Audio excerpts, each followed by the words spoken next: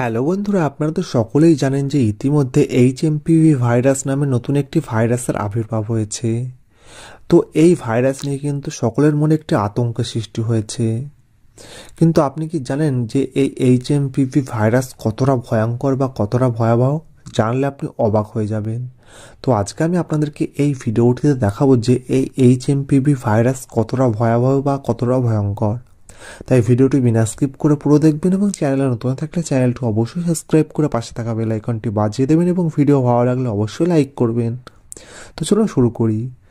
তো এই এইচএমপিভি ভাইরাসটি মূলত চায়না থেকে ছড়িয়ে পড়েছে। চায়নায় কিন্তু এই ভাইরাসে আক্রান্তর পরিমাণ প্রচুর পরিমাণ বেড়ে গেছে। তো ইতিমধ্যে কিন্তু ইন্ডিয়াতেও এই ভাইরাসের পরিমাণ দেখা যাচ্ছে। তো সর্বপ্রথম ব্যাঙ্গালোরে কিন্তু একটি 8 মাসের বাচ্চার শরীরে এই ভাইরাস দেখা গেছে।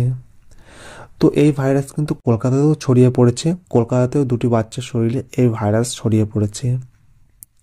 তো এই ভাইরাস নিয়ে স্বাস্থ্য মন্ত্রকের তরফ থেকে একটি কিন্তু বিজ্ঞপ্তি জারি করা হয়েছে। তারা জানিয়েছে যে এই ভাইরাস নিয়ে বেশি কেউ আতঙ্কিত হবেন না বা বেশি কেউ ভয় পাবেন না।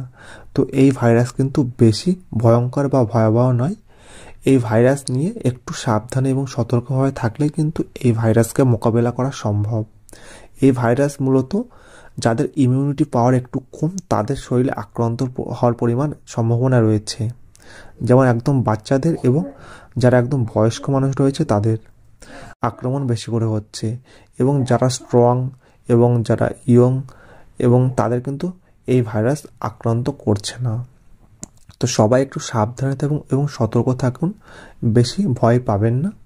তো এই ভাইরাস কিন্তু বেশি ভয়ঙ্কর নয়, করোনার মতো অতটা ভয়ঙ্কর নয়। তাই কোনো রকম লকডাউনও হবে না, কিচ্ছু হবে না। নর্মালভাবে এই ভাইরাস আস্তে আস্তে বিলুপ্ত হয়ে যাবে। তো এই ভাইরাস কিন্তু নতুন নয়, 2001 সাল থেকে কিন্তু এই ভাইরাসের দেখা পাওয়া গেছে। তো এই ভাইরাস কিন্তু অতটা বেশি ভয়ঙ্কর নয়, তাই ভয় পাবেন না কেউ। তো আশা করি ভিডিওটি ভালো লেগেছে। তো ভিডিওটি শেষ পর্যন্ত দেখার জন্য অসংখ্য ধন্যবাদ।